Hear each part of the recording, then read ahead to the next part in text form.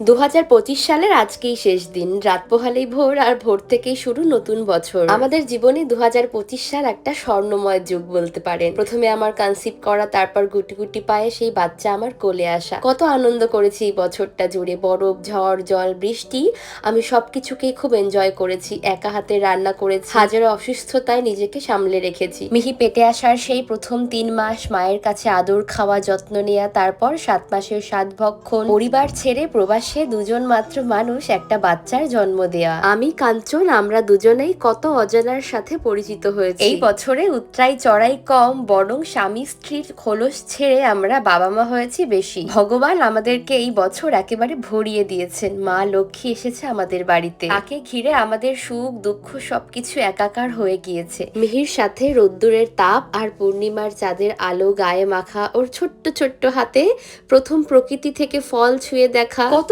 আনন্দ করতে করতে ওকে বাড়িতে নিয়ে আসা, আমি দাদা কাঞ্চন মিলে ঘর সাজানো, একা হাতে সাধের রান্না করা, সবকিছুই ছিল আমাদের কাছে একটা বিশাল রোমাঞ্চকর। তাকে নিয়ে পুজো পার্বণ আনন্দ উৎসবে মেতে থাকা যেন ছিল আমাদের এবছরের একেবারে দিনপঞ্জি। ঈশ্বর এবং বাবা মায়েদের আশীর্বাদে এই বছর আমরা যে প্রাপ্তি অর্জন করেছি তাতে আমরা সত্যিই কৃতজ্ঞ। ঈশ্বরের কাছে শুধু এটুকুই প্রার্থনা, আগামী বছরগুলিতেও যেন এমনি ভাবেই আমরা, আমাদের পরিবার এবং আমাদের আশেপাশের সবাই যেন সবাই খুব সুস্থ থাকে। এত রোমাঞ্চকর স্মৃতিতে মোড়া এই বছরখানা আমাদের জীবনে হয়ে রইবে সেরা সেরা।